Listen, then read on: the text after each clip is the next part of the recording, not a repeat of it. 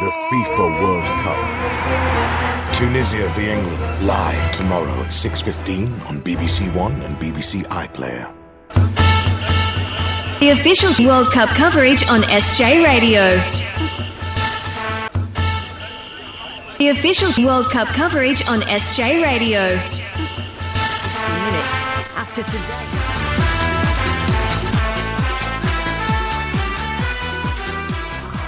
Yashin, a goalkeeper will never forget. He's got it! Pelé has scored! And that is Brazil's 100.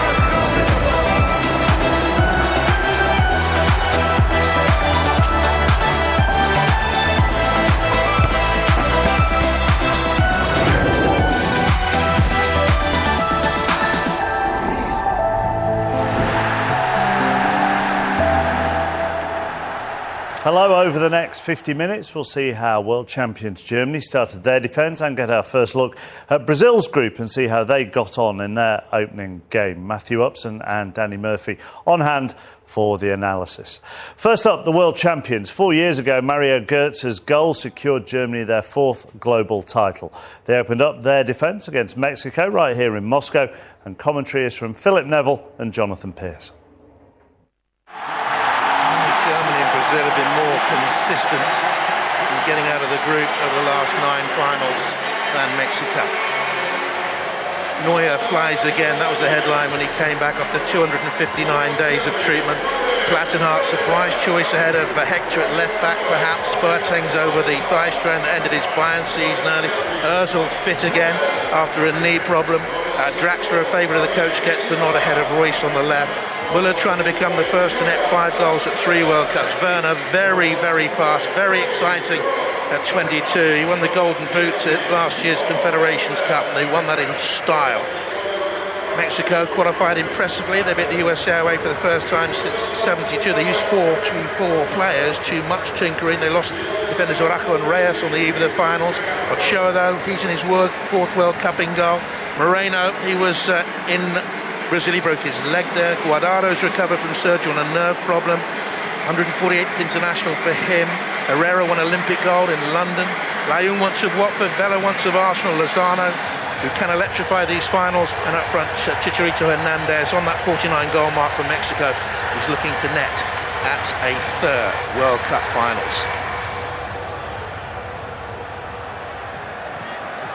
Tidy in possession, Mexico. Germany, of course, have always been precise and neat in their midfield triangles.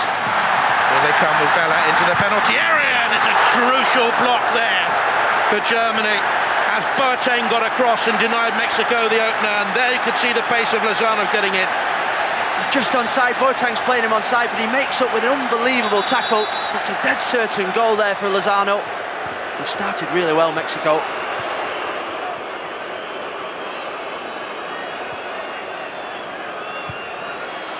It's a lovely ball in behind to Werner. Good movement, good pace, got away, couldn't finish. No, it was good movement. Just dragged it wide, but that's the threat of Werner. Yes, Jogi Löw has said of Timo Werner, he's never seen as hungry a young striker.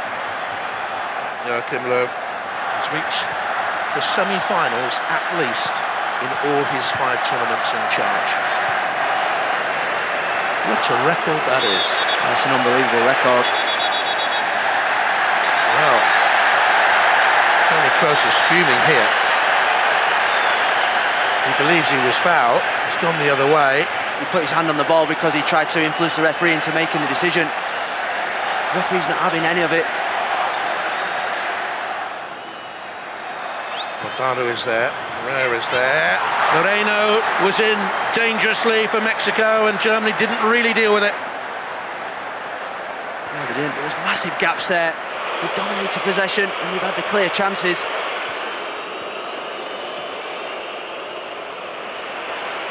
Draxler. Good ball though to Kimmich.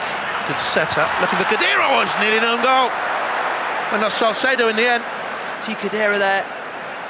Totally missed the ball, and Salcedo knew nothing about it. It's been a very good opening 32 minutes.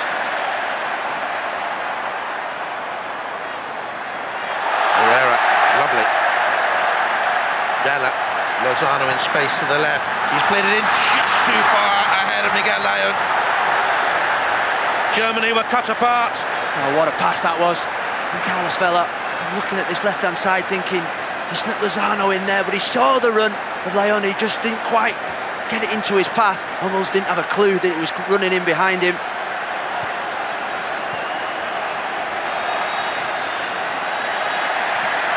Khedira's gone down.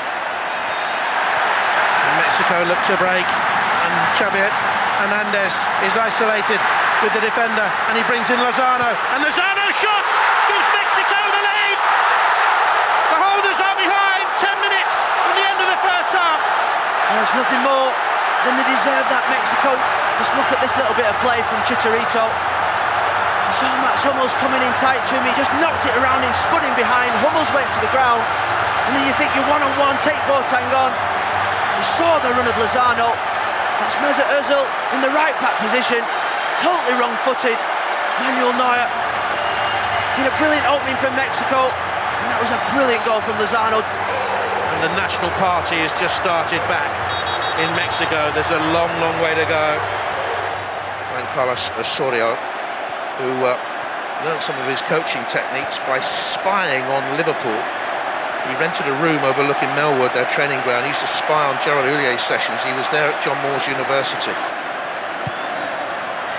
This comes in from Plattenhardt. Draxler juggles. Will it come here to Khedira with the big smack that was blocked? That's a foul, that's a risky challenge there. And that's a forwards challenge, mistimed, naive on Kimmich from Lozano. And the Mexico goal scorer could open the door for a German equaliser. It's Toni Kroos. Oh! So very close to a German equaliser from the man of the match in the final 4 years ago. Here's Müller. The clearance drops to Khedira. They're pressing hard here, Germany. And back in there. Müller. Low and hard. And blocked and eased away. And Mexico had questions asked of them, and in the end, with a little bit of fortune, they answered those questions.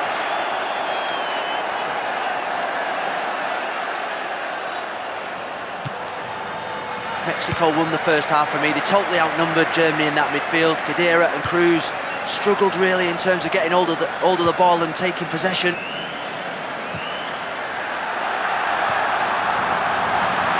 Tired legs for Germany. Mexico look fresh. Javier Hernandez, too much weight on the pass for Vela, but he's there ahead of Kimmich. And over it goes by Guardado, and you wonder whether or not Mexico will come to rue missed opportunities like this. That was a big moment. Again, the fullbacks are nowhere to be seen for Germany. This time, it's Plattenhardt that had bombed forward, didn't get back. I just wonder whether Chicharito could have took the shot on himself. Tight and accurate passing. And in the final third, can they deliver? Ozil, no great movement in that middle area. Boateng could have slipped the ball into Müller. Awkward, brilliant effort. Over it goes, and it's Joshua Kimmich. Some effort that was from Kimmich. What he's doing in there, I don't know. He's a fullback. It's a poor ball in from Boateng. It was behind everybody. You see that athleticism from Kimmich. It's Mesut Ozil. The guns are still out there for them. Kimmich. And Toni Kroos swept it wide. Good technique from Toni Kroos. He just tries to guide it. It's that bottom left-hand corner. Ochoa had it covered.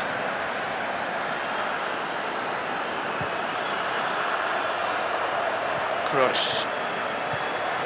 Nearly comes to Draxler. Did well. And it's deflected up and over. Edson Alvarez, I think it was, threw himself at it to block. Oh, it's brilliant from Alvarez. It's a really good dummy from Draxler. As the ball came into him, he just shimmied.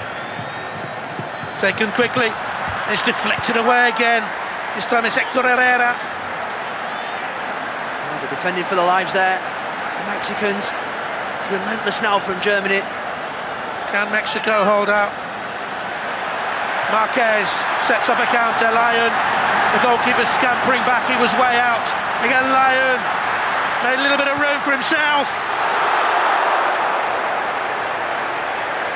He would have been a Mexican hero forevermore. There have been major shocks for the holders of the World Cup in their opening games. France in 2002 went as the holders and favourites for many people, and they were beaten in that opener by Senegal. But this will be a huge shock. Gallardo, Miguel Layún, wide it goes. They've had chances to put the game to bed and they haven't taken them. Well, there's been no cohesion from Germany in this game.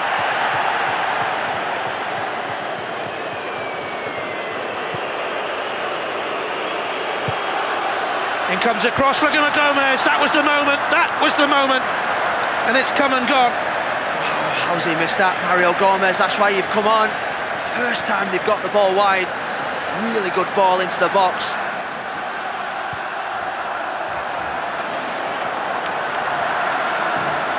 They have renewed belief. The manager has worked on their psyche.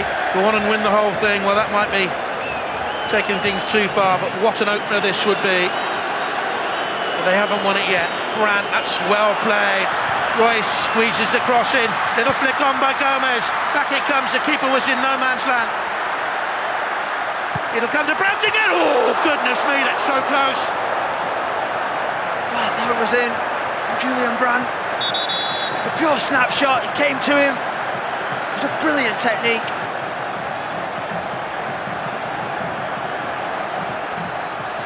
Huge number of German fans in the crowd will never have known a defeat in the opening game of a World Cup finals.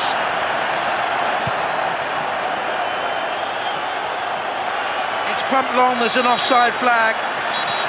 Neuer's in a rush.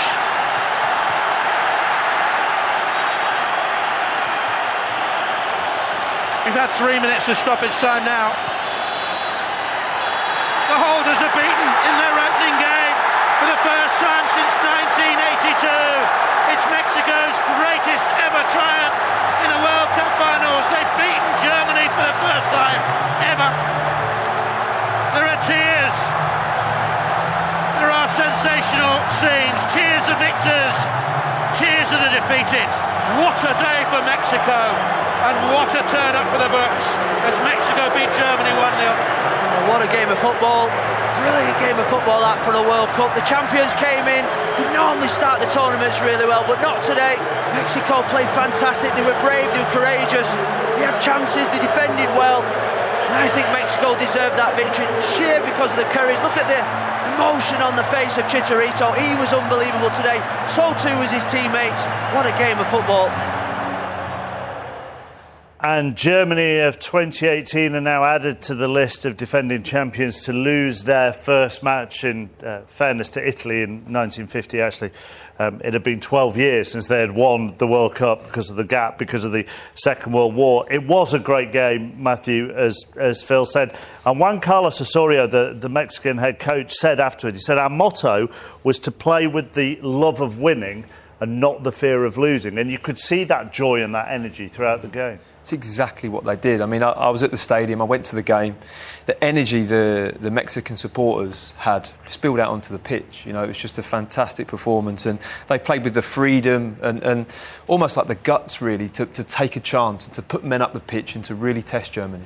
Whereas Mats Hummels afterwards gave an interview, I'm going to paraphrase it a little bit, but he did give credit to Mexico. He said, they deserve to win, but if 7 of 8 of our players are attacking, then it's clear our attacking power is greater. That is something I've often talked about internally. It doesn't always bear fruit, i.e. sometimes stop bombing upfield. We need you back here to help us in the defence. Yeah, which is fine to have an opinion on that, but we'll see what he actually offered himself in regards to that in a minute. But he's right about Mexico deserving credit. They were phenomenal. They had a tactical plan. They had a hunger, an energy, a desire in the game that was second to none. And every time they won the ball back, they countered with bravery, with numbers, with speed. If they had a bit more care in the final third, they would have won the game comfortably, because they outnumbered them time and time again and just didn't quite have the final ball. That was a 4v3. Yes, Germany gave the ball away, uncharacteristically actually, But you see, just a little bit of care here. They got a little bit flustered at times. But the endeavour and the willingness to work and get men forward was, for an opening game, was brilliant to see. Herrera was in midfield. It was as good a midfield performance as I've seen so far in the World Cup. His legs, his energy, watch him here, tenacious. He was good with and without the ball, as they all were, but he was the pick of the bunch. Super little touch that from Hernandez. And then he picks the right man. Actually, it's Mesut Ozil who's getting back here, trying to do his defending.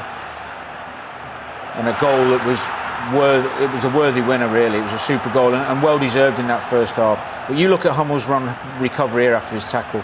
He can make a mistake and dive in, but watch him jogging back. This is the guy moaning about his other mates not running back and defending. That's a disgrace.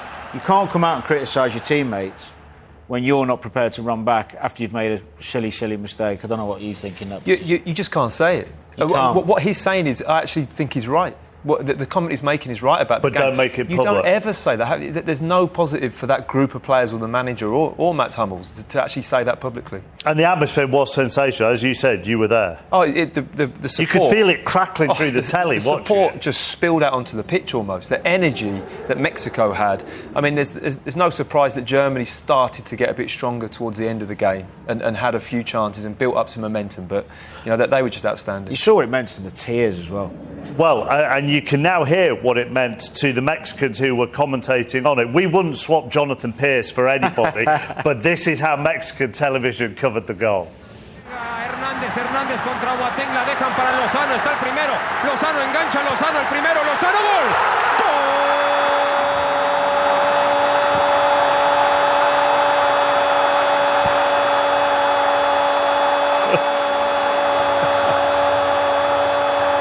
I'm going to try this at the next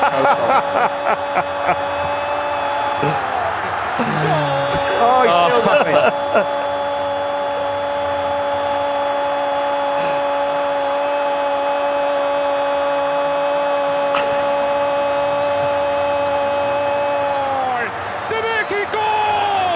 They must practice it. They must practice it, mustn't they, to get the breathing technique. Imagine it being cancelled with VAR. He'd been struggling now. Do you want to take a look at the Germany chances? Because they did have some particularly in the second half, but maybe towards the end of the second half. Definitely. I mean, when you give what Mexico gave to this game, against a team like Germany, you're always going to have a bit of pressure towards the end. And it's exactly what happened. I mean, if there wasn't a Mexican body in the way, Germany really weren't very clinical in front of the goal. You saw Gomez there, totally mistimed the challenge. I mean, with what they gave, this opportunity here, if this had gone in, it would have been a very memorable goal and a great goal. I mean, the strike here is phenomenal, but it would have been unfair because Mexico thoroughly deserved to come away from that game with the win. They play Sweden and South Korea, the other two teams in this group. They play tomorrow. When Germany play Sweden, which is Saturday, I think, what do you think they're going to need to tweak? Tempo, the tenacity in which they started the game was wrong. The mindset more than anything. I think the second half they upped the pace, didn't give the ball away as much.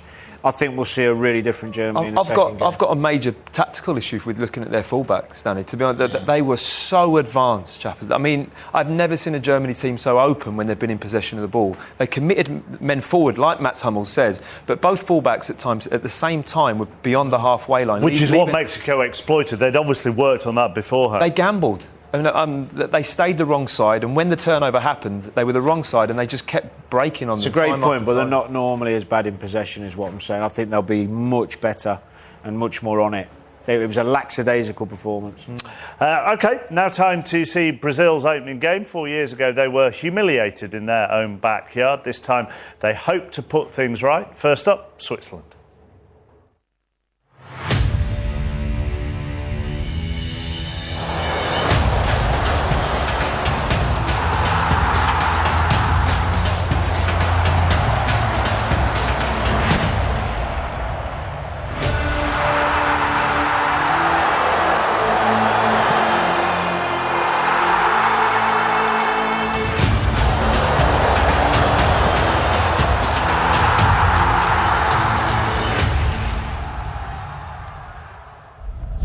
And commentary on this one from the Rostov Arena comes from Steve Wilson.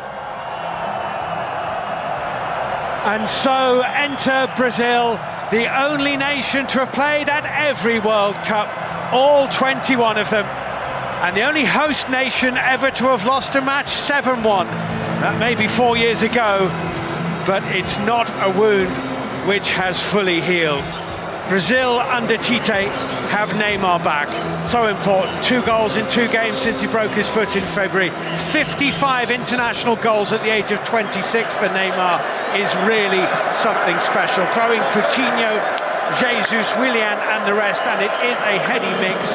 And behind them, and this has been a rarity for Brazil in many a World Cup, a genuinely world-class goalkeeper in Alisson. Stefan Lichtsteiner made his debut against Brazil in 2006, way back. He wins his 101st cap today at the age of 34. Neither of their young rising stars start, though. Brelembolo and Denis Zakaria at 21, both also on the bench. Haris Seferovic, a sometimes wasteful striker, still has the faith of coach Petkovic, though, and is preferred to Dinamo Zagreb's Gavranovic.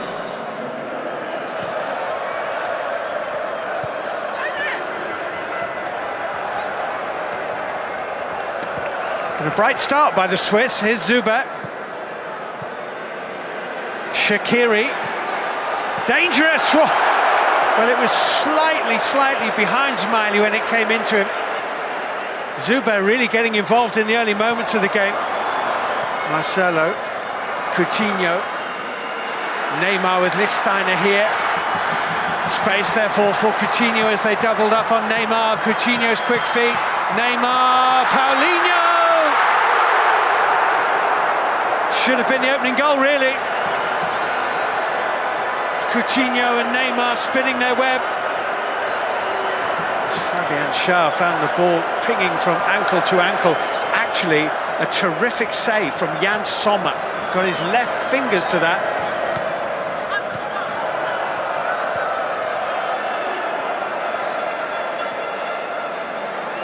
Neymar.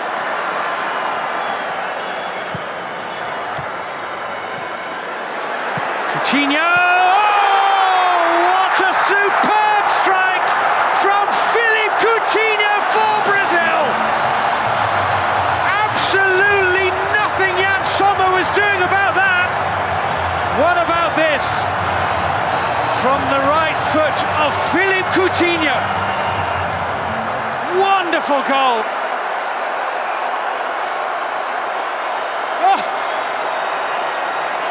Bending, curling, dipping, scoring. Brazil 1, Switzerland 0. Wonderful goal by Philippe Coutinho. Last time Brazil met the Swiss won. That was in Basel in a friendly 5 years ago, 1-0. Dani Alves' own goal, actually.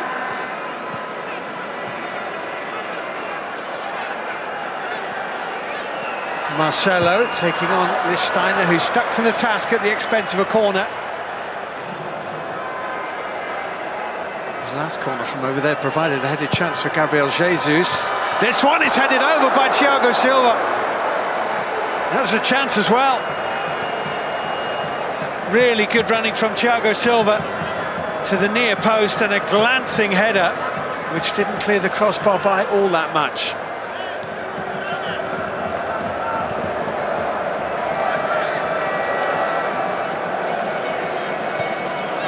To Zuber,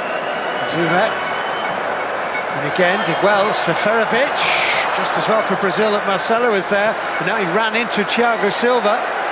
Stefan Lichtsteiner blocked by Marcelo. Just made to hurry a little bit defensively there, Brazil. Better from Switzerland. Shaqiri won the corner from Miranda.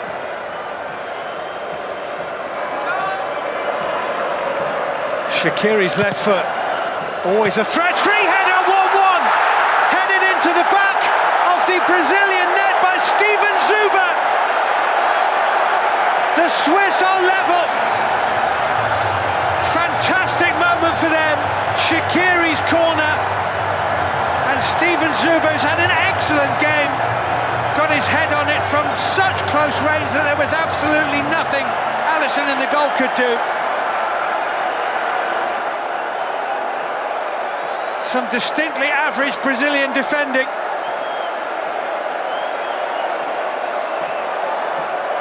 And a great moment for Switzerland. They are level in Rostov. Well, they are claiming a push, Brazil, but the referee is not interested, and it's 1-1. Brazil are protesting that the referee should look at the screen, which is something you're not really supposed to do. You're not supposed to implore referees to use VAR. That has to be a decision between the referee and the video assistant team. You say what you like about the FIFA rankings, and sometimes they don't reflect much. For example, Spain are ranked 10th, but you can't be ranked 6th in the world if you're mugs, and Switzerland are certainly not that. Dinked in by Neymar, beautifully. Coutinho wide, real chance. Real chance for Philippe Coutinho, and his reaction tells you he knows it. Where his shot in the first half curled outrageously, that was off the outside of the right boot, curling the wrong way. Marcelo. This is fascinating now. Fewer than 20 minutes to play. Marcelo forward, not a brilliant ball. Ricardo Rodriguez claiming handball and getting handball, a little fortunate. Played it on to Willian from very close quarters. Boomed away to Xherdan Shaqiri. This is promising. Shaqiri, Blerim Ismaili. Alisson right behind it. But they can't take their eye off the back door, Brazil. They've got to be careful. Haven't lost an opening game in a World Cup final since 1934, Brazil. Gabriel Jesus. Oh, brilliant turn. Brilliant turn. Coutinho. Willian. Renato Augusto. Gabriel Jesus. Was he pulled back? It's going to be ignored. Gabriel Jesus here with Manuel Akanji.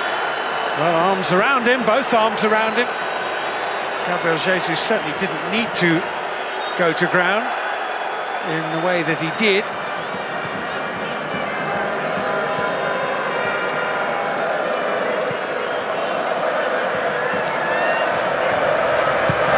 Willian's ball in, Neymar's header straight at Jan Sommer.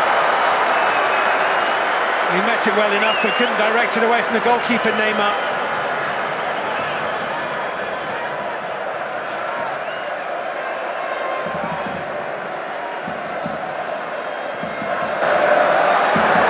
Foul by Lang, free kick, Brazil.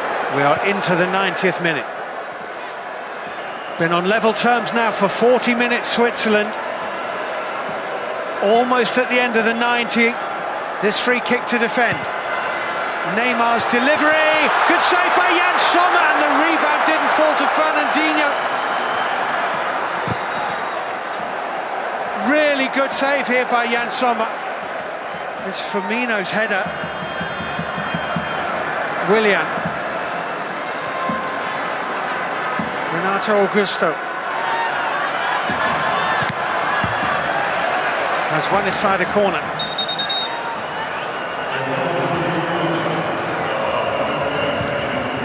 Swung in and chance! Oh, so close! Miranda, 12 yards out through the crowd, doesn't even get a corner out of it.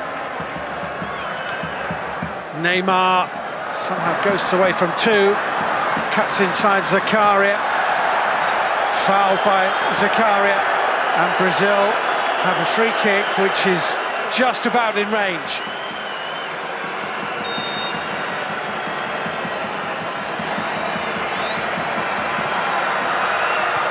Good defensive header from Fabian Schär. Renato Augusto's shot blocked.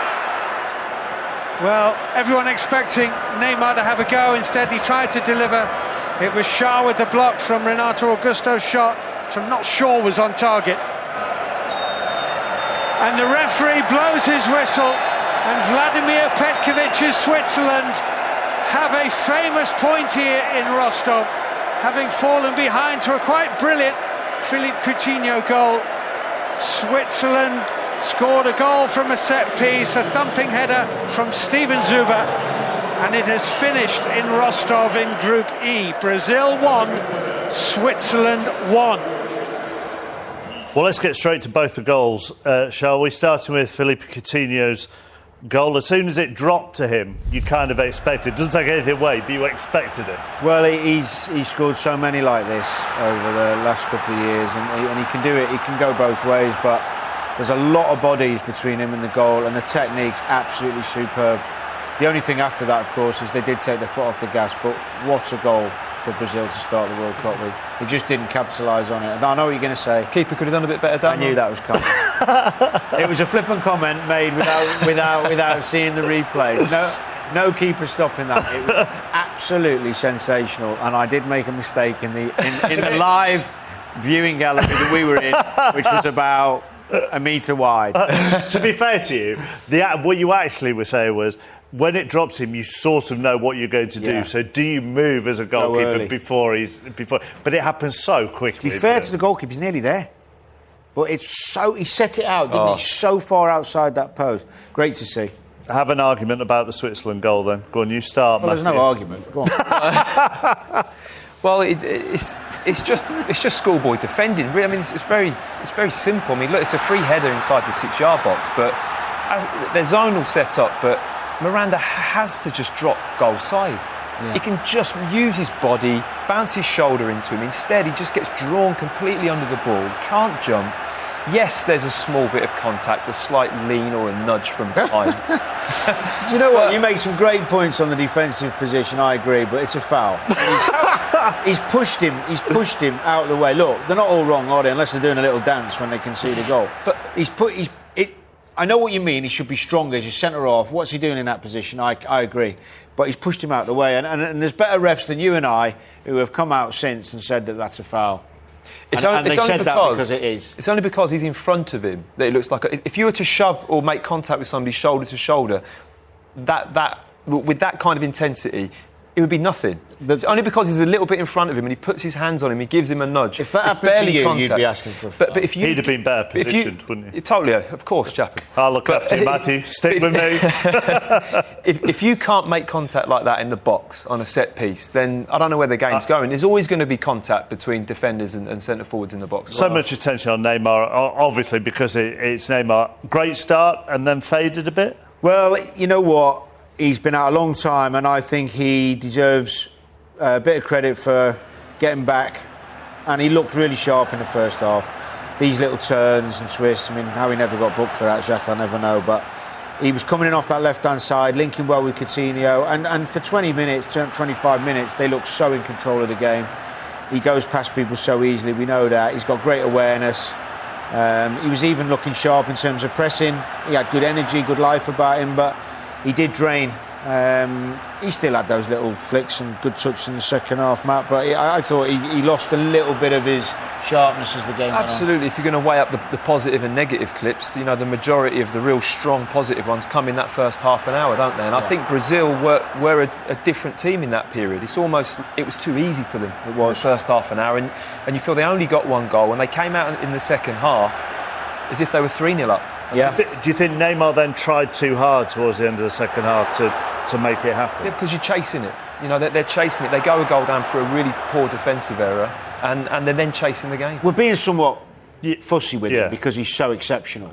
But his decision-making is usually spot on. That's drawing people in, knocking it off. And too many times he dribbled into players in the second half. But he's going to get better, and he's going to feel a whole lot better for getting some time. But I think you make those decisions when you're chasing it, don't you? Because you're so desperate to score and do well. Yeah. One of the most impressive Swiss players is someone who's been a teammate of yours. You've played against him, Valent Bourama. Yeah, he's a former teammate, and he had an outstanding game. Superb.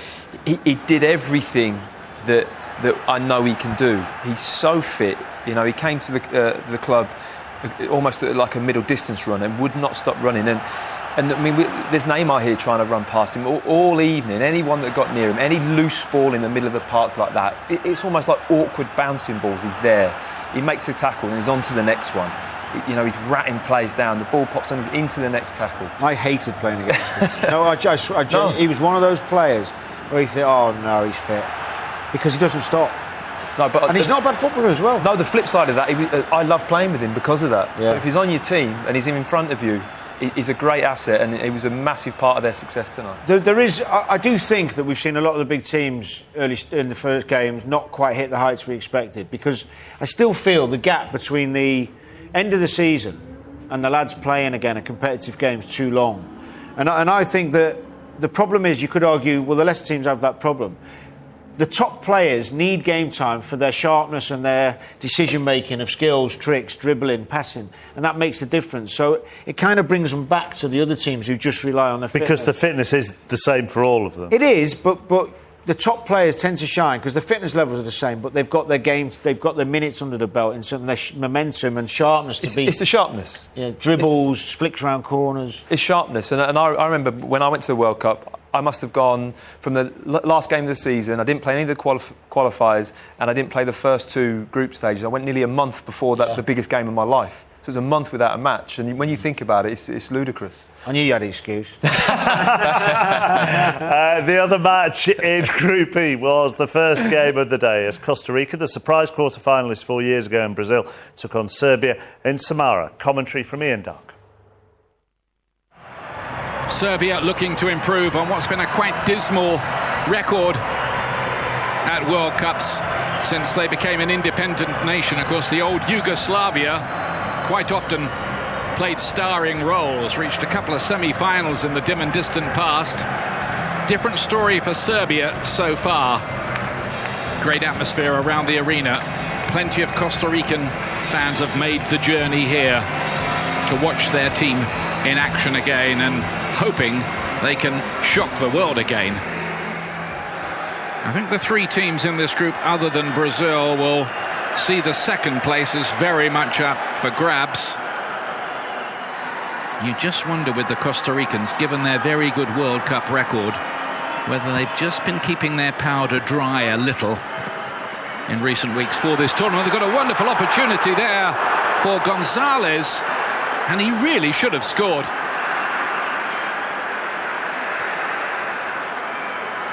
Now Tadic has found a bit of green grass on this right-hand side. Ivanovic cuts inside cleverly right across the face of goal.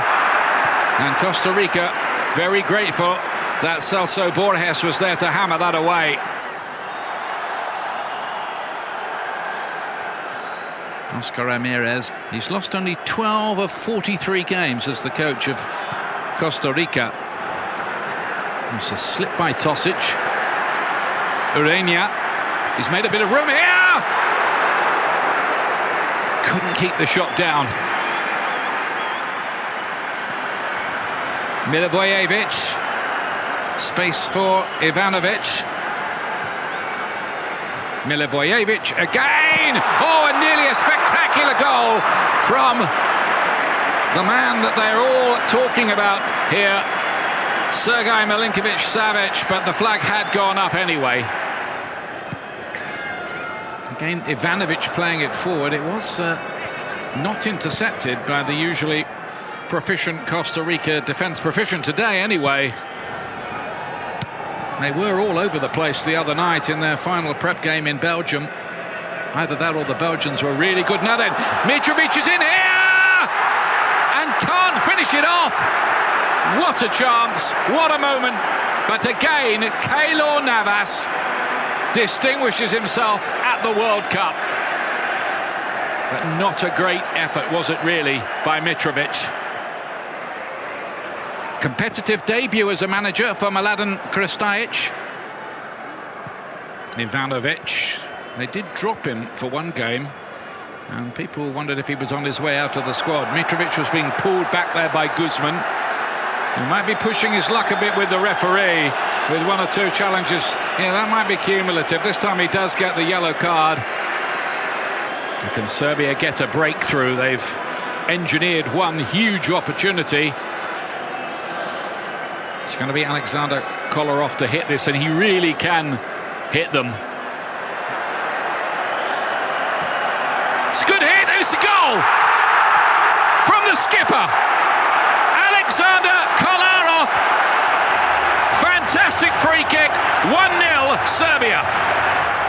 Not even Real Madrid's Champions League winning goalkeeper, Keylor Navas, could do anything about that. Sometimes you just have to take your hat off.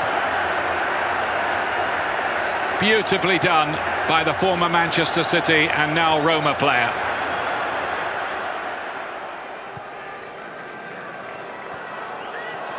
Here's Mitrovic.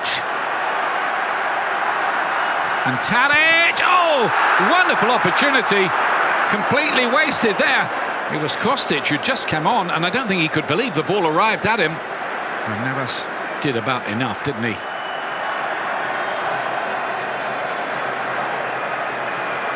Ruiz couldn't get it away from Milivojevic. Milinkovic-Savic, more dazzling footwork from him. Mitrovic is in and can make it too. There was a challenge there which may be checked. Nothing given. Mitrovic under pressure from Gonzalez, and nothing wrong with that.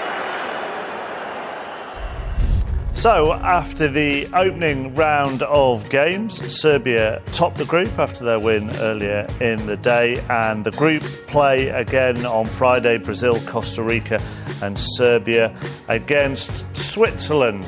Impressed with the free kick, Matthew, from Kolarov? Yeah, you have to say you're impressed with the free kick. It's a really good strike. It's in a great area. It's difficult for the goalkeeper to get to, but just look at the wall. You can't jump and turn away like that. I mean, when you're going to slow-mo that back, I mean, if they both just face up and stay big, the ball bounces off a head or a shoulder and goes up in the air, and it's not a goal. It's cost them the game. There's a gap. I used to do that job, and we always used to link kind of more or less touch to jump straight up, because otherwise you always get a gap. And the gap is that fraction that can go in. What you don't want is a mistake in the wall. But they deserved it. They had the better chances, and it was still super technique. Yeah, it was a great strike, but really poor from the wall. OK. A quick reminder of a few things to keep a lookout for. I'm sure I don't really need to tell you this, but England play on Monday. Their opening game against Tunisia on BBC One and the iPlayer at 6:15. Before that, the other two teams in the group face each other, so that's Belgium against Panama. If you missed our documentary on how tough it is to manage England earlier this evening, then that's available now on the BBC iPlayer. And of course, if you miss any of the action at all, just head to the BBC Sport website and you can catch up with everything. So ahead of tomorrow, both manager and captain had their final press conference today, and here's what they had to say. We understand that you told the squad the starting 11 24 hours ago or so. What was the thinking behind doing that?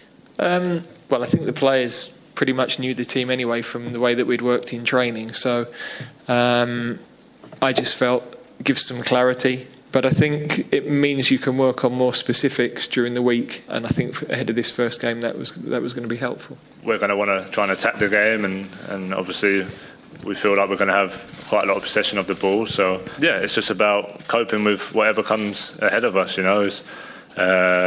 Whatever pitch, whether it's dry or perfect or bobbly, it's part of the game, and we have to deal with that, and that's what we'll do tomorrow, no matter what the pitch is like. They're looking forward to getting going. You know, it's been great to have time on the training pitch with them, but of course when you're in the last group to play, then you're having to sit and watch everybody else get out there. I don't think they want any more information. They just want to get on with the games now.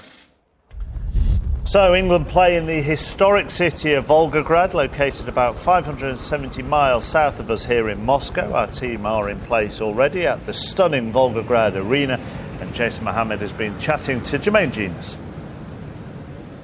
Well, this is our third city on the road. We've been to Moscow, we've been to Sochi, but I have to say here in Volgograd, the people have been absolutely wonderful.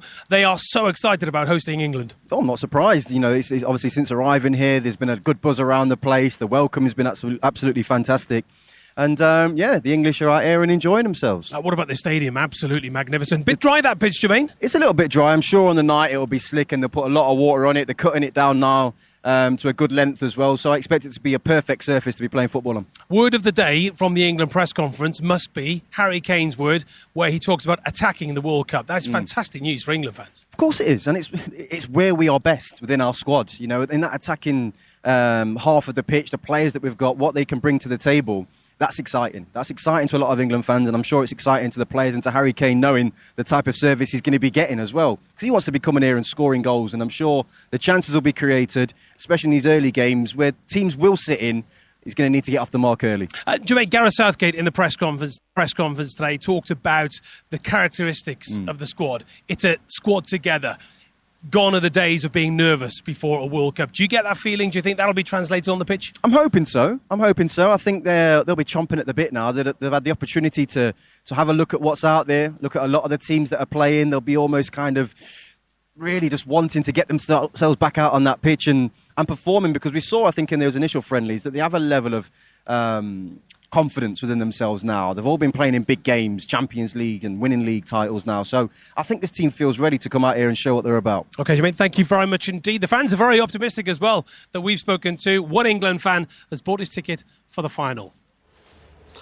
Well, that is optimistic. Here is what everybody assumes is going to be the England starting 11. Pickford in goal, back three of Walker, Maguire and Stones, Young and Trippier as the wing-backs, Henderson, Ali and Lingard as a sort of midfield three, and then Sterling playing off Harry Kane. Do you like that? Well, I like the end product and goals we've got in the team. I think we've got good variation. We're not predictable when we see us play. You know, we're not static in our positions, and we've got a lot of players who have had really good seasons and play with a lot of freedom. And I'm really looking forward to seeing them play. Definitely, I think the options we have, especially on like wing-back positions and certain areas, I think it's great to have that competition, because there's not a lot in it for some of them. So, you know, the lads that might not be starting on the bench, it's a really close call with a lot of them, and I think that's healthy for the squad. The morning papers reflect the positivity and them wanting to attack this World Cup, as Jason and Jermaine were talking about. There's the front of the Telegraph with Harry Kane and "This is my time." If we flip to the Mirror, "Bring it Ron" is their headline. Harry Kane saying he wants to match Cristiano Ronaldo by scoring a hat-trick. And the Times go with the England players as kids, urging them to live their childhood dreams. I like the positivity rather than what we've maybe had in the last couple of tournaments of a sort of realism and pessimism. Well, I don't think there's a fear of failure within the group. I think the expectancy from everybody in the media, including ourselves, isn't as high as in recent tournaments. And I also think the way Gareth and Steve Holland and staff have conducted themselves and kept a lid on it's been superb as well. I think the whole thing feels relaxed, and I think that hopefully the level of performance is what we're talking about. Do you also think it's grown up in that, you know, Gareth Southgate's named the team, right? Here you go. Yeah. You know who's playing. There aren't any shenanigans. There are no mind games being played. You know, here you go. In the same way that you know who's in the squad. I've named my 23-man squad. You're on standby. I love it. Get out in front of it. You know, be bold enough to make that statement. Treat the players, you know, give them the ownership and for them to cope with those decisions. And hearing that, I think is great. But we've just seen Mexico play with that freedom and attack the World Cup. And look at the result they had. And if this group of England players are able to play with that kind of freedom, I think they're going to play for the love of winning. Freedom doesn't mean do what you want, by the way. It means express yourselves in the right areas, because Gareth and Steve will have a plan. Play for the love of winning, not the fear of losing. Thank you very much to Danny and Matt. So tomorrow it's time for England to leave their past heartbreak behind and embrace the future.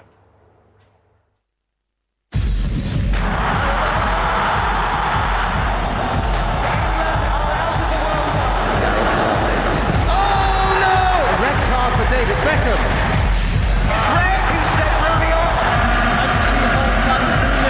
This is surely as bad as it's ever been for England.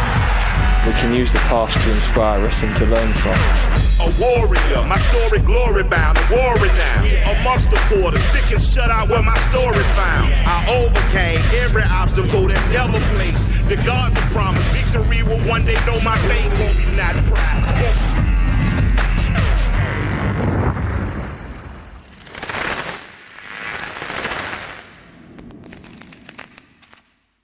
So basically, this is the official World Cup coverage on SJ Radio. The World Cup. This is SJ Radio.